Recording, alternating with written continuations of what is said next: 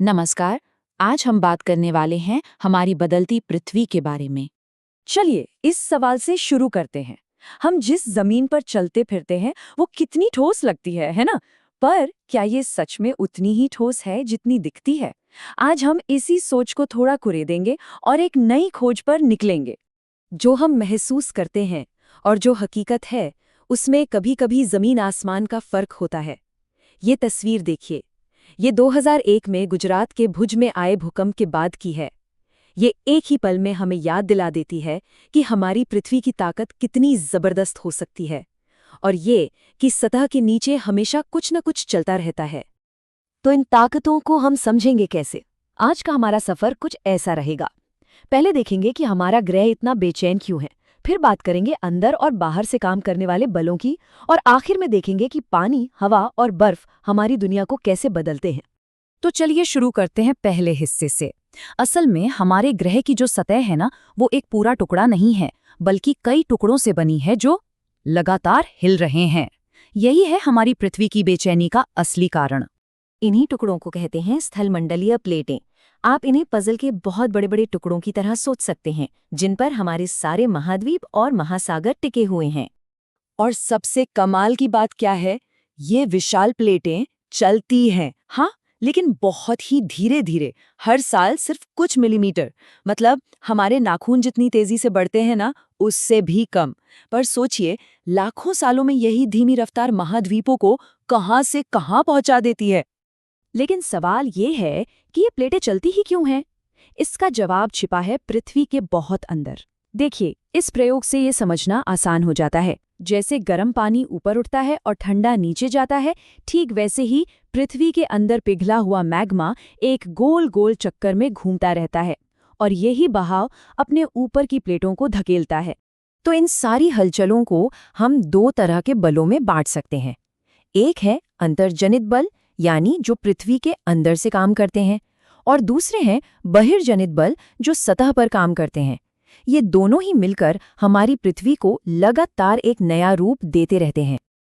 आइए पहले अंदर से लगने वाले बलों को थोड़ा और करीब से देखते हैं। ये बल अचानक और बहुत ताकतवर हो सकते हैं, जैसे ज्वालामुखी और भूकंप। तो ज्वालामुखी है क्या? आसान भाषा में ये पृथ्वी की सतह पर एक ऐसा खुला मुंह या दरार है जहां से पिघला हुआ लावा अचानक बाहर आ जाता है। इस डायग्राम में देखिए, मैग्मा नीचे एक चेंबर में इकट्ठा होता है और फिर एक रास्ते से होता हुआ सतह पर लावा, गैस और राख के रूप में फट पड़ता है। और जब ये प्लेटें हिलती हैं तो आते हैं भूकंप।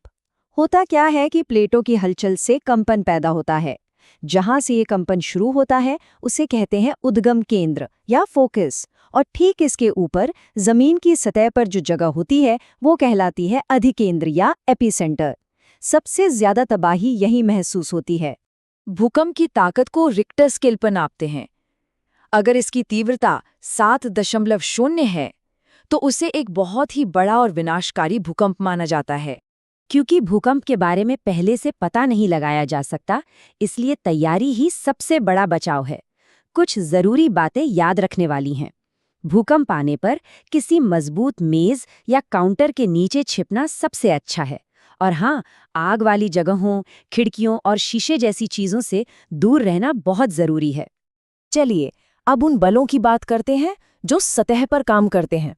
अंदरूनी बलों के एकदम उलट, ये बल धीरे धीरे और लगातार काम करते हैं। ठीक वैसे जैसे कोई मूर्तिकार सब्र के साथ सालों तक एक पत्थर को तराशता है। इनमें दो मुख्य प्रक्रियाएं हैं।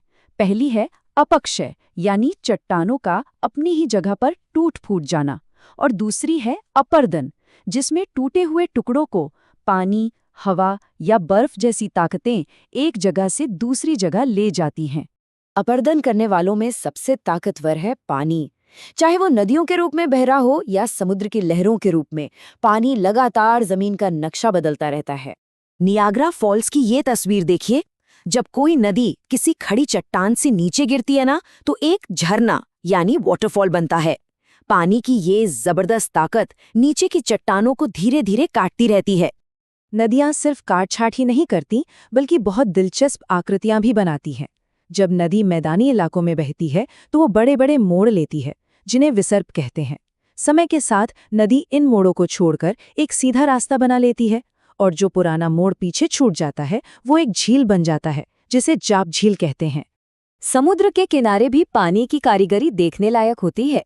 लहरें चट्टानों से टकराकर पहले उनमें दरारें बनाती हैं। धीरे धीरे ये दरारें समुद्री गुफा बन जाती हैं। जब अपर्धन और बढ़ता है तो गुफा की सिर्फ छत बचती है, जिसे समुद्री मेहराब कहते हैं। और आखिरकार जब छत भी टूट जाती है तो सिर्फ दीवारें खड़ी रह जाती हैं, जिन्हें स्टैक कहते हैं। ये पूरी प्रक्रिया कमाल की है। अब बात करते हैं अपर्धन के दो और महारथियों की, हवा और बर्फ। ये दोनों रेगिस्तान और बर्फीले इलाकों में कुछ अलग ही तरह के लैंडस्केप बनाते हैं। ग्लेशियर यानी बर्फ की नदियां, ये बहुत धीरे चलती हैं, लेकिन अपने रास्ते में आने वाली हर चीज को, मिट्टी, पत्थर, सबको एक बुलडोजर की तरह खुरचकर अपने साथ ले जाती हैं। और जब ये ग्लेशियर पिघलते हैं तो अपने साथ लाया सारा मलबा वहीं जमा कर देते हैं, जिसे हिमनद मोरेन कहा जाता है। और रेगिस्तान में हवा ही सबसे बड़ा कलाकार है। ये चट्टानों के निचले हिस्से को ज्यादा तेजी से काटती है, जिससे मशरूम जैसी चट्टानें बन जाती हैं। इसके अलावा जब हवा रेत को एक जगह से उड़ाकर दूसरी जगह इकट्ठा करती है तो रेत के बड़े बड़े टीले बन जाते हैं। तो कुल मिलाकर बात यह है कि हमारी पृथ्वी की सतह पर एक लगातार डांस चल रहा है। एक तरफ अंदर के बल जमीन को ऊपर उठाते हैं, तो दूसरी तरफ बाहर के बल उसे लगातार घिसकर नया आकार देते रहते हैं। ये एक ऐसी प्रक्रिया है जो कभी नहीं रुकती। तो आखिर में ये सवाल सोचना लाजमी है, अगर पृथ्वी की सतह इन ताकतों से लिखी गई एक कहानी है, तो आज से लाखों साल बाद इसका अगला चैप्टर कैसा दिखेगा? ये एक बहुत ही दिलचस्प सवाल है, क्योंकि ये हमें याद दिलाता है कि हम एक ऐसी दुनिया में रहते हैं जो हमेशा हमेशा बदलती रहती है।